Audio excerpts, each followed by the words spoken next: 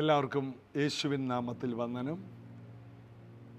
ഈ തിങ്കളാഴ്ചയിലേക്ക് വരുമ്പോൾ തന്നെ ഓരോ തിങ്കളാഴ്ചകളും ഒരു അവധി കഴിഞ്ഞുള്ള ഒരു ഓട്ടത്തിൻ്റെ പ്രഭാതമാണ്. അതുകൊണ്ട് രാവിലെ എഴുന്നേൽക്കുമ്പോൾ തന്നെ പലരുടെയും ജീവിതത്തിൽ നൂറ് ചോദ്യങ്ങളോടുകൂടിയാണ് തിങ്കളാഴ്ചകളിൽ എഴുന്നേറ്റ് വരുന്നത്. ഞായറാഴ്ച നന്നായിട്ടൊന്ന് ഉറങ്ങാനും കുടുംബമായിട്ട് സമയം ചെലവഴിക്കാനും എല്ലാം മറന്ന് മൊബൈലൊക്കെ സ്വിച്ച് ഓഫ് ചെയ്യാനൊക്കെ പറ്റിയൊരു ദിവസം. എന്നാൽ തിങ്കളാഴ്ച മൊബൈൽ സ്വിച്ച് ഓഫ് ചെയ്യാൻ പറ്റില്ല. അതൊരു പ്രവൃത്തി ദിവസമാണ്. പ്രത്യേകിച്ച് ഏറ്റവും തിരക്കുള്ളൊരു ദിവസമാണ്, സമ്മർദ്ദങ്ങളുള്ള ദിവസമാണ്. എന്നാൽ കർത്താവിൽ ആശ്രയിക്കുന്ന, പ്രഭാതത്തിലേ എഴുന്നേറ്റ് യേശുവിനെ ധ്യാനിച്ചുകൊണ്ട് ആരംഭിക്കുന്ന ഓരോ തിങ്കളാഴ്ചകളും നിങ്ങൾക്ക് അനുഗ്രഹവും അത്ഭുതങ്ങളും വിടുതലുമായി മാറുമെന്ന് ഞാൻ ഉറപ്പ് പറയുന്നു. അതുകൊണ്ട് എത്ര സമ്മർദ്ദങ്ങളുള്ള ദിവസമാണെങ്കിലും പ്രാർത്ഥനയിൽ ഉറ്റിരുന്നു കൊണ്ട് നിങ്ങളുടെ ദിവസങ്ങളെ ആരംഭിക്കുക. ദാവീദ് പറഞ്ഞു, ഞാൻ അതികാലത്തെ ഉണരും, എൻ്റെ ദൈവമേ നീ എൻ്റെ ദൈവം എന്ന് ദാവീദ് പറഞ്ഞു. അപ്പോൾ അതികാലത്തെ എന്തിനാ ഉണരുന്നത്? വീട്ടിലെ ജോലികൾ തീർക്കാനാണോ? അല്ല. ഒത്തിരി പേരെ ഫോൺ വിളിക്കാനാണോ? അല്ല. പിന്നെ എന്താണ്? ദൈവത്തെ വിളിക്കുവാൻ, ദൈവത്തിൻ്റെ നമ്പറിൽ വിളിക്കുവാൻ, ദൈവത്തോടുകൂടെ സമയം ചെലവഴിക്കുവാൻ, വേദപുസ്തക വായനയിലൂടെ നമ്മുടെ ആത്മമനുഷ്യനെ ബലപ്പെടുത്തുവാൻ.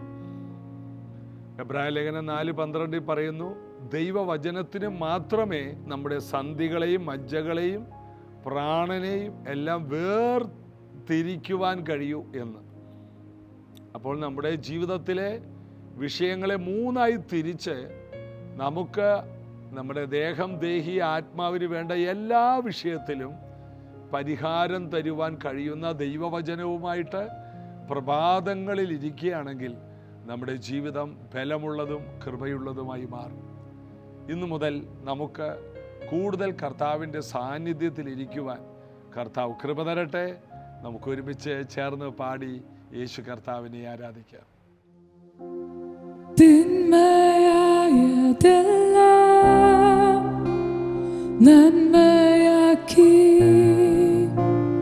മാറ്റിയല്ലോ,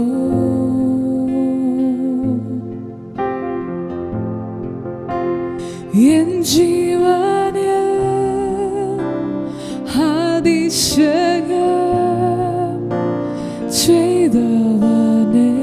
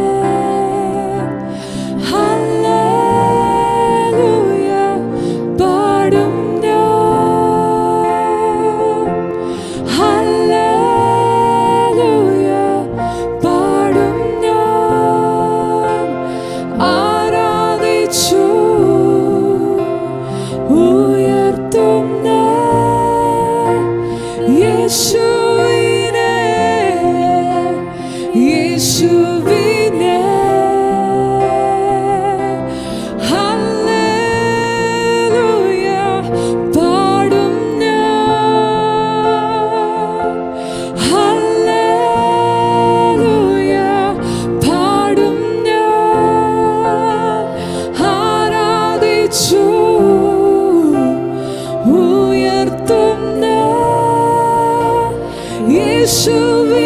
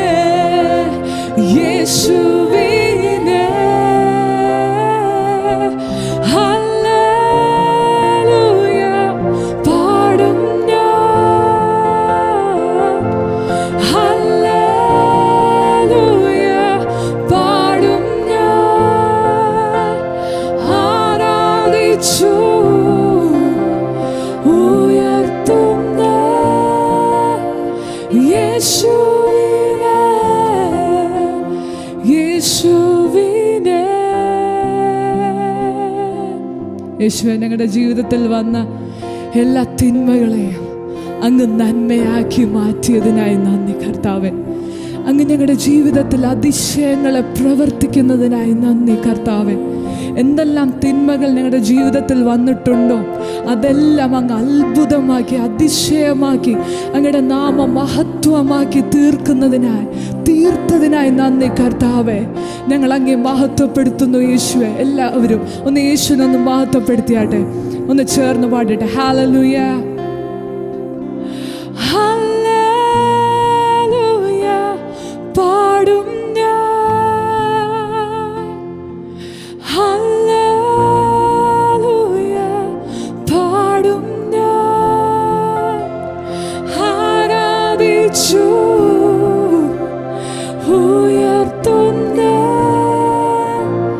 യേശുവിനെ, യേശുവിനെ. ഹല്ലേലൂയ പാടും ഞാൻ, ഹല്ലേലൂയ പാടും ഞാൻ, ആരാധിച്ചു ഉയർത്തുന്ന യേശുവിനെ, യേശുവിനെ.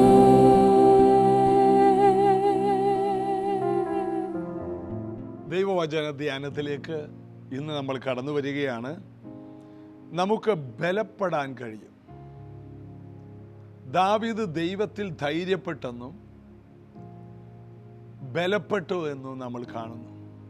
യെശയ്യാവ് പറയുന്നു, കർത്താവിനെ കാത്തിരിക്കുന്നവർ ശക്തിയെ പുതുക്കി, അതായത് ബലപ്പെട്ട് കഴുകനെ പോലെ ഉയരുമെന്ന്. ബലമുണ്ടെങ്കിൽ കഴുകന് കുതിക്കാൻ കഴിയും, ബലമില്ലാത്തവർക്ക് കുതിക്കാൻ കഴിയില്ല. ഈ വർഷം തന്നെ നമ്മൾ പേരിട്ടിട്ടുണ്ട് ബലത്തിൻ്റെ വർഷം, അല്ലെങ്കിൽ കുതിപ്പിൻ്റെ വർഷം. ബലമുണ്ടെങ്കിലേ കുതിക്കാൻ കഴിയും. അതുകൊണ്ട് കുതിച്ചുയരുവാൻ നാം ദൈവത്തിൻ്റെ സന്നിധിയിലിരുന്ന് നാം ബലപ്പെടേണ്ടത് ആവശ്യമാണ്. ദിവസവും ദൈവസന്നിധിയിലിരുന്ന് നാം ബലപ്പെട്ട് കഴുകനെ പോലെ ഉയരണം. എന്നാൽ ബലപ്പെടാനുള്ള ചില മാർഗനിർദ്ദേശങ്ങൾ വേദപുസ്തകം നമ്മോട് പറയുന്നത്, നെഹമ്യാവിൻ്റെ പുസ്തകത്തിൽ 8-ാം അധ്യായത്തിൻ്റെ 10-ാം വാക്യം, അന്ന് കൂടിയിരുന്ന ദൈവജനം വേദപുസ്തകത്തിലെ ന്യായപ്രമാണങ്ങൾ വായിച്ചു കേട്ടപ്പോൾ അവരിരുന്ന് കരഞ്ഞു. നെഹമ്യാവിൻ്റെ പുസ്തകം 8-ന്റെ 10-ാം വാക്യം, അനന്തരം അവർ അവരോട്, നിങ്ങൾ ചെന്ന് മൃഷ്ടാന്ന ഭോജനവും മധുരപാനീയവും കഴിച്ച് തങ്ങൾക്കായി വട്ടം കൂട്ടിയിട്ടില്ലാത്തവർക്ക് പകർച്ച കൊടുത്തയപ്പിൻ. ഈ ദിവസം നമ്മുടെ കർത്താവിന് വിശുദ്ധമാണ്. നിങ്ങൾ ദുഃഖിക്കരുത്. യഹോവയെങ്കിലെ സന്തോഷം നിങ്ങളുടെ ബലമാണ്. ഈ ദിവസം ദൈവത്തിൻ്റെ വിശുദ്ധ ദിവസമാണ്. ഇന്ന് നിങ്ങൾ ദുഃഖിക്കരുത്. അപ്പോൾ ദൈവത്തിൻ്റെ വിശുദ്ധ ദിവസത്തിൻ്റെ പ്രത്യേകതകൾ എന്താണ്? നാം ദുഃഖിക്കാൻ പാടില്ല, നാം സന്തോഷിക്കണം. ഒരു സഭായോഗമായി നമ്മൾ കൂടുന്നത് എന്തിനാണ്? ദുഃഖിച്ച് കരയാനല്ല, നാം സന്തോഷിക്കാനാണ്. ദൈവവചനം കേൾക്കുമ്പോൾ, വായിക്കുമ്പോൾ, ധ്യാനിക്കുമ്പോൾ നാം സന്തോഷിക്കണം. അതുകൊണ്ടാണ് 1-ാം സങ്കീർത്തനത്തിൽ പറയുന്നത്, രാപ്പകൽ ന്യായപ്രമാണം ധ്യാനിച്ച് സന്തോഷിക്കുന്നവൻ അനുഗ്രഹീതൻ. അവൻ തൊടുന്നതൊക്കെ സാധിക്കും. വചനം ധ്യാനിച്ച് സന്തോഷിക്കണം. വചനത്തിൽ സന്തോഷമില്ലാത്തവരാണ് വചനം വായിക്കാത്തത്. നമുക്ക് എന്ത് സന്തോഷം തരുന്നുവോ അതിൽ നമ്മൾ കൂടുതൽ സമയം ചെലവഴിക്കും. എന്നാൽ വേദപുസ്തകം നാം അതൊരു ചിട്ട കൊണ്ട് വായിക്കേണ്ടതല്ല, ഒരു മതമായിട്ട് ഞങ്ങളുടെ മാതാപിതാക്കൾ ഞങ്ങളെ അങ്ങനെ പഠിപ്പിച്ചു എന്ന കാരണത്താൽ വായിക്കേണ്ടതുമല്ല. ഇത് സന്തോഷത്തോടെ വായിക്കേണ്ട ഒന്നാണ്. ഒരു നിധിയെ അന്വേഷിക്കുന്നത് പോലെ എന്നാണ് സദൃശവാക്യം 4 പറയുന്നത്. അപ്പോൾ അവിടെ പറയുന്നത്, നിങ്ങൾ ദുഃഖിച്ച് കരയരുത്, ഈ ദിവസം ദൈവത്തിന് വിശുദ്ധമാണ്. അതുകൊണ്ട് നിങ്ങൾ എന്ത് ചെയ്യണം? ദൈവത്തിൽ സന്തോഷിക്കണം. യഹോവയെങ്കിലെ സന്തോഷമാണ് നമ്മുടെ ബലം. അതായത് നമ്മുടെ ബലം സന്തോഷമാണെന്നല്ല അവിടെ പറയുന്നത്. ഈ ഭൂമിയിൽ ജീവിക്കുമ്പോൾ ഒത്തിരി സന്തോഷമുണ്ട്. കൂട്ടുകാരൊരുമിച്ച് സന്തോഷിക്കണമെന്ന് മുടിയംപുത്രൻ്റെ ചേട്ടൻ അപ്പനോട് പറയുന്നു. എൻ്റെ സ്നേഹിതരോടൊത്ത് സന്തോഷിപ്പാൻ നീ എനിക്കൊരാട്ടിൻകുട്ടിയെ തന്നില്ലല്ലോ. അപ്പോൾ സന്തോഷിക്കുക, സുഹൃത്തുക്കളുടെ ഒപ്പം സന്തോഷിക്കുക, കുടുംബമായി സന്തോഷിക്കുക. ഒന്നുകൂടി പറഞ്ഞാൽ, മുടിയംപുത്രൻ്റെ ജീവിതത്തോട് പറഞ്ഞാൽ ലോകത്തോട് ചേർന്ന് സന്തോഷിക്കുക. കൂട്ടുകാരോട് ചേർന്ന് സന്തോഷിക്കുക, കുടുംബത്തോട് ചേർന്ന് സന്തോഷിക്കുക, ലോകത്തോട് ചേർന്ന് സന്തോഷിക്കുക. ഇത് മൂന്നാണ്. അപ്പോൾ തന്നെ അതിനേക്കാളൊക്കെ നിലനിൽക്കുന്നതും മികവുള്ളതുമായ ഒന്നാണ് ദൈവത്തോട് ചേർന്ന് സന്തോഷിക്കുക. ദൈവം ഒരു വ്യക്തിത്വമാണ്. ആദാമിൻ്റെ ഹവ്വയുടെ അടുക്കൽ ദൈവം എല്ലാ ദിവസവും ഇറങ്ങി വന്നത് സന്തോഷിക്കാനാണ്, സന്തോഷം പങ്കിടുവാനാണ്, സന്തോഷത്തിൻ്റെ കൂട്ടായ്മ പുലർത്താനാണ്. കൂട്ടായ്മ എന്ന വാക്ക് തന്നെ കൂട്ടുകാർ അല്ലെങ്കിൽ ഒരു ഹൃദയമുള്ളവർ തമ്മിൽ ഒരുമിച്ച് സമ്മേളിക്കുന്ന ഒരനുഭവമാണ്. അതിൽ സന്തോഷമാണ്. 1-ാം നൂറ്റാണ്ടിൽ അവരെല്ലാ ദിവസവും കൂടി വന്നിരുന്നു എന്ന് നമ്മൾ വായിക്കുന്നു. എന്താ കാരണം? അവരുടെ സന്തോഷത്തിന് അതിരില്ലായിരുന്നു. പരിധികളില്ലാത്ത സന്തോഷം ദൈവജനത്തിൻ്റെ ഇടയിൽ ഉണ്ടായിരുന്നപ്പോൾ അവർ ദിനം പ്രതി കൂടി വന്നു. അവിടെ വായിക്കുന്ന, അവർ അപ്പം നുറുക്കുവാൻ കൂടി വന്നു, ഒരുമിച്ച് ഭക്ഷണം കഴിച്ച് സന്തോഷിച്ചിരുന്നു, പ്രാർത്ഥിക്കുവാൻ കൂടി വന്നു. അതൊരു സന്തോഷമായിരുന്നു. ദൈവത്തിലുള്ള സന്തോഷം, ദൈവത്തെ ആരാധിക്കുന്നതിലുള്ള സന്തോഷം. ഉപവസിച്ചും ആരാധിച്ചും അപ്പോസ്തലപ്രവൃത്തി 13-ാം അധ്യായത്തിൽ കാണുന്നു. അത് അവരുടെ ബലമായിരുന്നു. ദൈവത്തിൽ സന്തോഷിക്കാൻ ആര് പഠിക്കുന്നുവോ അവർ ജീവിതത്തിൽ ബലമുള്ളവരായി തീരുകയാണ്. ദൈവത്തിൽ സന്തോഷിക്കുക. യഹോവയെങ്കിലെ സന്തോഷം നിങ്ങളുടെ ബലമാകുന്നുവല്ലോ. അപ്പോൾ കർത്താവിൽ സന്തോഷിക്കാൻ കഴിയണം. അതുകൊണ്ട് കർത്താവ് ഇസ്രായേൽ മക്കളോട് പറഞ്ഞു, നിങ്ങൾ ഉത്സവങ്ങൾ ആഘോഷിക്കണം, ഓരോ പെരുന്നാളുകളും നിങ്ങൾ ആഘോഷിക്കണം. ബൈബിളിൽ കാണുന്ന ഓരോ കാര്യങ്ങളും അവർ ഓർമ്മകളിൽ വരുമ്പോൾ സന്തോഷിക്കും. ഉദാഹരണത്തിന് എസ്തറിൻ്റെ പുസ്തകത്തിൽ കാണുന്ന പൂര് എന്ന ഒരു ചീട്ടിട്ട് ഹാമാൻ എന്ന ദുഷ്ടനായ മന്ത്രി, അഹശ്വേരോശ് രാജാവിൻ്റെ മന്ത്രി, 127 രാജ്യങ്ങളിൽ പാർത്തിരുന്ന യഹൂദന്മാരെ കൊന്നുകളയാൻ ഇട്ട പദ്ധതി ഒരു 13-ാം തീയതി, നിസാൻ മാസം 13-ാം തീയതി ഭൂമിയിലുള്ള സകല യഹൂദന്മാരെയും കൊന്നുകളയുവാൻ പദ്ധതിയിട്ടത് ഉപവസിച്ചും പ്രാർത്ഥിച്ചും ദൈവജനം അതിനെ സന്തോഷമാക്കി മാറ്റി. 13ഉം 14ഉം അവരാഘോഷിച്ചു. 15-ാം ദിവസവും അവരാഘോഷിച്ചു. അവർ മരിക്കേണ്ട ദിവസം അവർ നൃത്തം ചെയ്തു. അവർ മാറത്തടിക്കേണ്ട ദിവസം അവർ അങ്ങോട്ടും ഇങ്ങോട്ടും ഭക്ഷണങ്ങൾ കൊടുത്തയച്ച് മധുരങ്ങൾ കഴിച്ച് സന്തോഷിച്ചു. എന്താണ്? അവരുടെ വിലാപത്തെ ദൈവം നൃത്തമാക്കി മാറ്റി. ഇതിൽ നിന്ന് മനസ്സിലാക്കുന്നത്, എല്ലാ ഉത്സവങ്ങളും പെരുന്നാളുകളും ദൈവം വെച്ചത് വിലാപങ്ങളെ നൃത്തമാക്കുന്നതാണ്. മിസ്രൈമിൽ മുഴുവനും ജനങ്ങൾ എന്ത് ചെയ്യുന്നു? നിലവിളിക്കുന്നു. ഫറവോന്റെ ആദ്യജാതൻ മുതൽ അടിമയായ ഒരുത്തൻ്റെ ആദ്യജാതൻ വരെ മിസ്രൈമിൽ മരിച്ചു കിടക്കുമ്പോൾ ഇതാ ഗോശാൻ ദേശത്ത് പാർക്കുന്ന ഇസ്രായേൽ മക്കളിൽ ഒരാൾ പോലും മരിക്കുന്നില്ല. അതുകൊണ്ട് ദൈവം പറഞ്ഞു, പെസക നിങ്ങൾ ആഘോഷിക്കണം, എല്ലാ വർഷവും പെസക നിങ്ങൾ ആചരിക്കണം. എന്താണ്? നിങ്ങളുടെ വീടുകളിൽ മരണം നടന്നില്ല. നിങ്ങളുടെ വീടുകളിൽ നിങ്ങൾക്ക് പകരം ഒരു കുഞ്ഞാട് അറുക്കപ്പെട്ടു.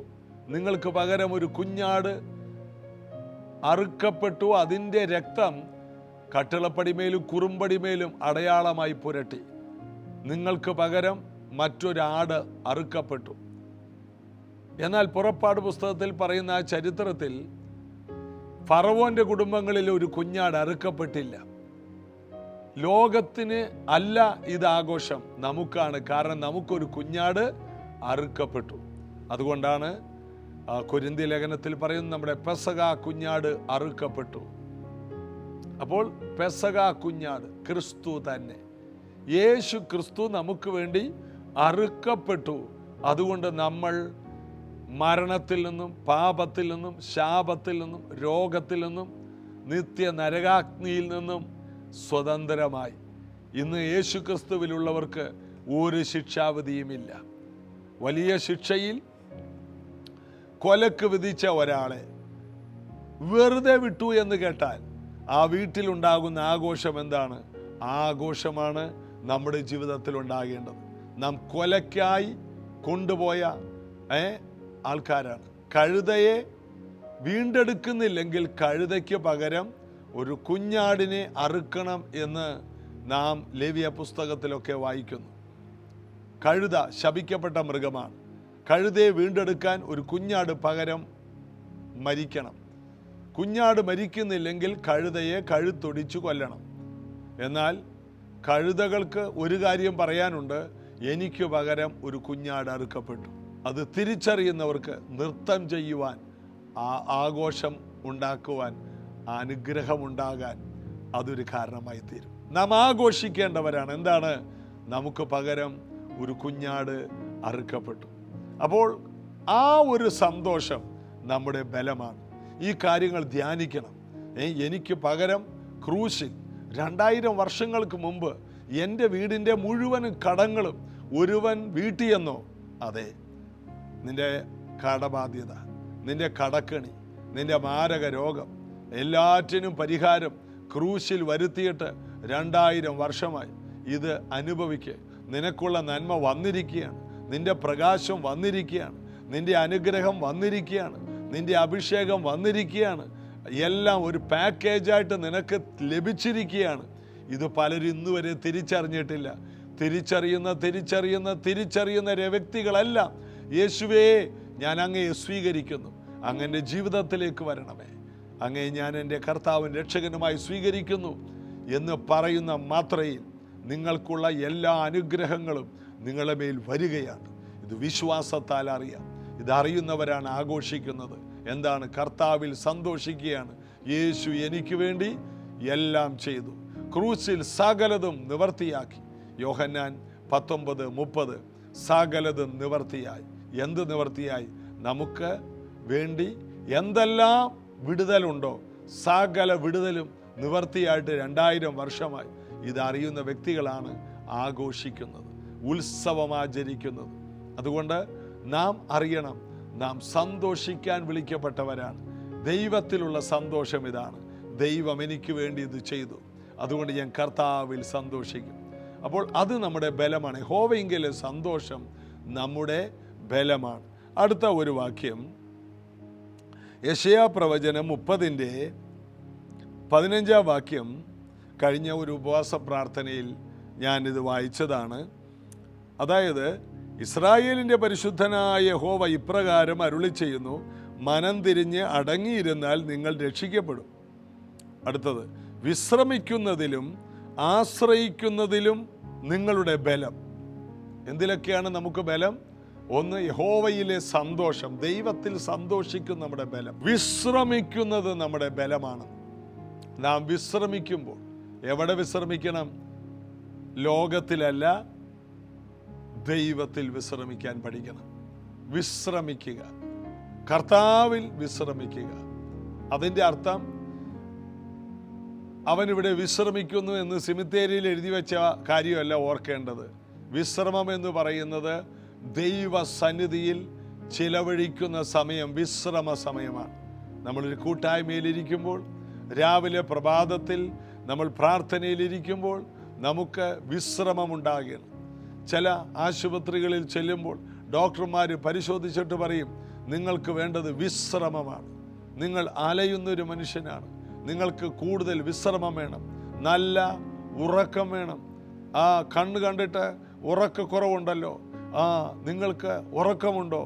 ഞാൻ ഉറങ്ങാൻ നേരം അധികം എടുക്കാറില്ല, കുറേ യാത്രകളും വണ്ടി ഓടിക്കലും തിരക്കുമാണ്, ഞാനൊരു ഡ്രൈവറാണ്. ഉടനെ പറയും, പറ്റില്ല, നിങ്ങൾ ഉറങ്ങണം, 7 മണിക്കൂർ ഉറങ്ങണം, 8 ഉറങ്ങണം, കുറഞ്ഞത് 7 മണിക്കൂർ ഉറങ്ങണം, നന്നായി ഉറങ്ങണം. വിശ്രമം ആവശ്യമാണ്. നിങ്ങളുടെ രോഗത്തിന് വിശ്രമമാണ് ആവശ്യം. അപ്പോൾ വിശ്രമം നമുക്ക് ആരോഗ്യം കൊണ്ടുവരും, ബലം കൊണ്ടുവരും. അപ്പോൾ വിശ്രമിക്കുക. വിശ്രമം മാത്രമല്ല, ബെനിഹിൻ എന്ന ദൈവദാസൻ തൻ്റെ അനുഭവത്തിൽ പറഞ്ഞത് ഞാൻ കേട്ടിട്ടുണ്ട്. കാതറിൻ കുൽമൻ എന്ന അനുഗ്രഹിക്കപ്പെട്ട ദൈവദാസിയുടെ ഒരു മീറ്റിങ്ങിൽ ചെന്നപ്പോൾ, ഇത്രയും വലിയ ദൈവദാസി നടത്തുന്ന മീറ്റിംഗ് അല്ലേ, അതിൽ വളരെയധികം പ്രാർത്ഥിക്കണം. അന്ന് രാത്രി ഉറങ്ങിയില്ല, താൻ വളരെയധികം പ്രാർത്ഥനയിലാണ്. കാതറിൻ കുൽമൻ പറഞ്ഞു, നീ പോയി വിശ്രമിക്ക്, വൈകിട്ടത്തെ മീറ്റിങ്ങിന് വേണ്ടി വിശ്രമിക്ക് ആദ്യ ദിവസം. എന്നാൽ ബെനിഹിൻ വിശ്രമിച്ചില്ല, നേരെ കയറി പ്രസംഗിച്ചു, പ്രാർത്ഥിച്ചും വളരെയധികം പ്രാർത്ഥനയിലിരുന്നു കൊണ്ട് നേരെ കയറി. തനിക്ക് വേണ്ട രീതിയിൽ റിസൾട്ട് കാണാൻ കഴിഞ്ഞില്ല. അപ്പോൾ ബെനിഹിൻ കാതറിൻ കുൽമാനോട് പറഞ്ഞു, എനിക്ക് വേണ്ടത്ര വിശ്രമം കിട്ടിയില്ല.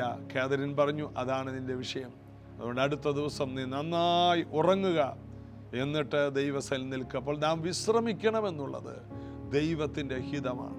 ഇസ്രായേലിൻ്റെ പരിപാലകൻ ഉറങ്ങുന്നില്ല, മയങ്ങുന്നില്ല. നമ്മുടെ കർത്താവ് ഉണർന്നിരിക്കുമ്പോൾ നമ്മളെന്തിനെ എഴുന്നേറ്റിരിക്കണം? നമുക്ക് ദാവീദിനെ പോലെ പറയണം, ഞാൻ സമാധാനത്തോടെ കിടന്നുറങ്ങും, നീയല്ലോ യഹോവേ എന്നെ നിർഭയം വസിക്കുമാറാക്കുന്നു.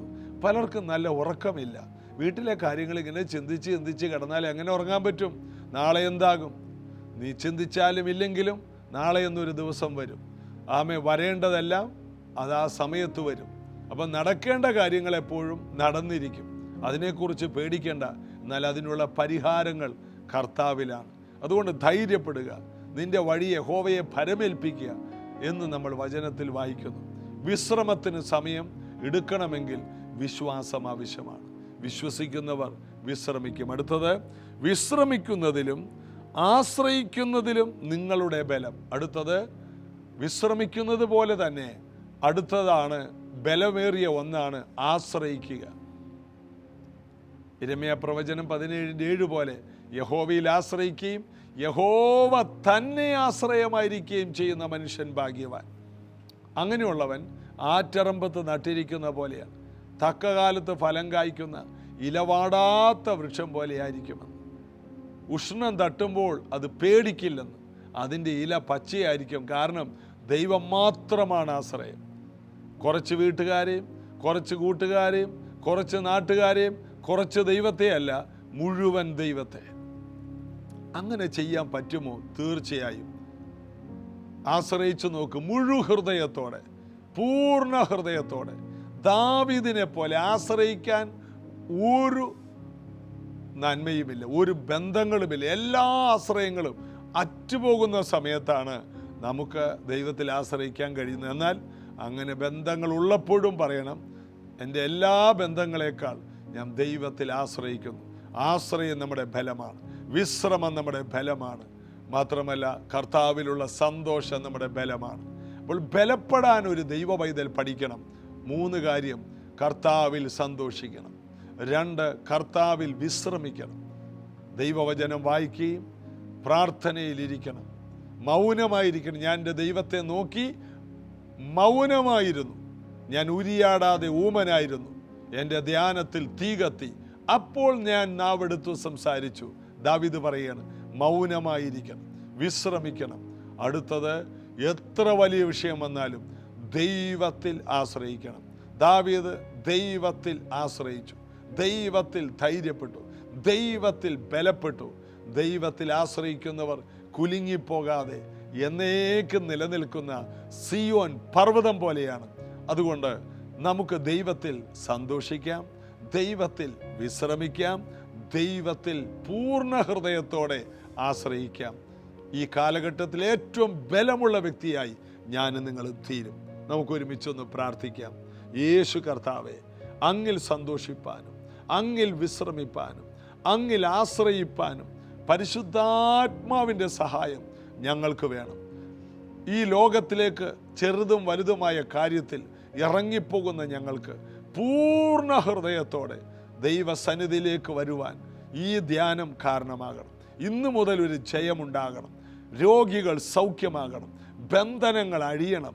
ഇന്ന് നടക്കേണ്ട വിടുതലുകൾ ഇന്ന് തന്നെ സംഭവിക്കണം. കർത്താവിൽ ഈ ജനം ബലപ്പെടട്ടെ, കർത്താവിൽ ഈ ജനം ശക്തിപ്പെടട്ടെ. യേശുവിൻ നാമത്തിൽ പിതാവേ, ആമേൻ. കർത്താവിൽ നമുക്ക് ബലപ്പെടാം. നാളെ ഇതേ സമയത്ത് കാണാം.